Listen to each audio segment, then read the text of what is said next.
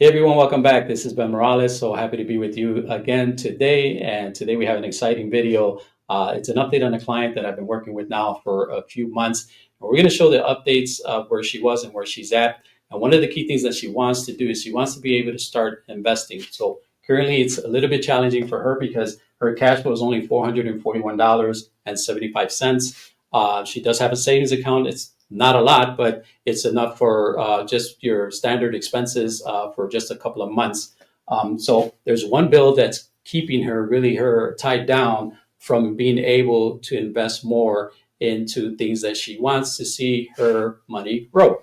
And so we're going to discuss how we can help her put her in a better position doing that. But let's talk about where she was at. So when we started working together a few months back, this was her expenses. She was on an income of $3,318. The expenses were 2,876 and 25. So not a lot of cash flow based off the expenses. And the main reason why is this auto payment right here. So although it did have a lower rate, it's still a high payment. And when you run it through what I call the cash flow index, it's only at a 32. So that is a bad score for a payment in terms of how efficient your cash flow is. Now, the good thing is that that payment on the car loan, or the principal rather, is down to 13,300, and she no longer has this credit card debt, so that has been eliminated, which thumbs up for that. But this car loan, we need to do something with it so that she can start to at least put in $200 to $300 every single month. Right? Is what that's her target. $200 to $300 is what she would like to start investing. We'll figure it out what she wants to do with that, but right now she just wants to get to that position. So what we're going to do, she certainly can, with the $441.75, she certainly can make some extra payments if she wanted to do that. The challenge that she's having is that close to very soon, the warranty is going to be ending on the vehicle. That's number one. And she doesn't have enough savings to cover a major repair. So if the transmission goes out, if the motor goes out, that can be very, very expensive. I remember a couple of years ago, I had a motor go out on one of my vehicles. It was over $4,000 just to repair it. I think I paid it like $3,700 for it. So the cost was more than what I paid for the car.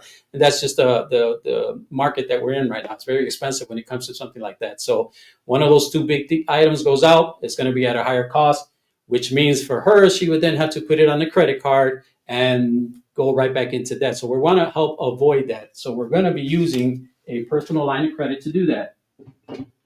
Personal line of credit.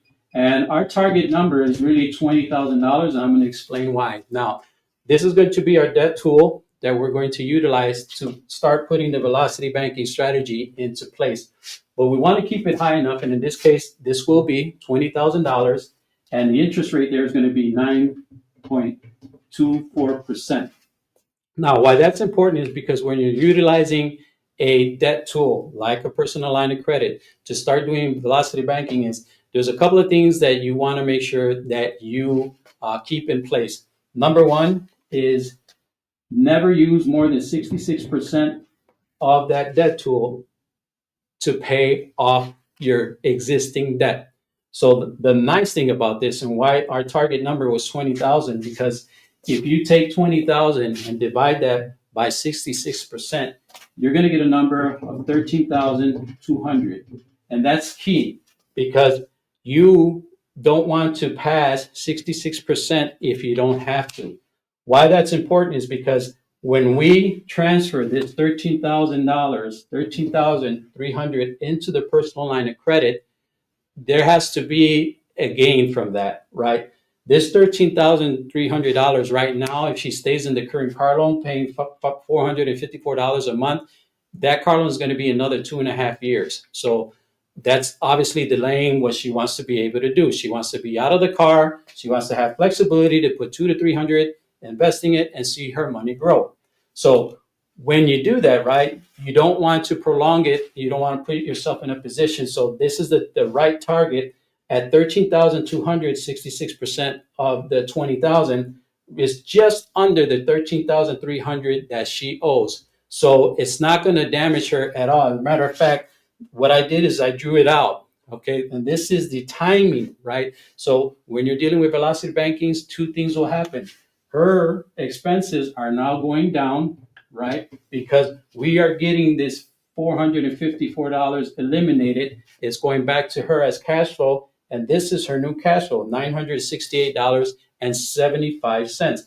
That's the new cash flow that instead of being separated and going to the car loan is now going to be included in paying off the personal line of credit. Now, I teach my clients to, instead of leaving your money in a bank doing nothing for you, put it to work for you within your own banking system. And that's exactly what this is.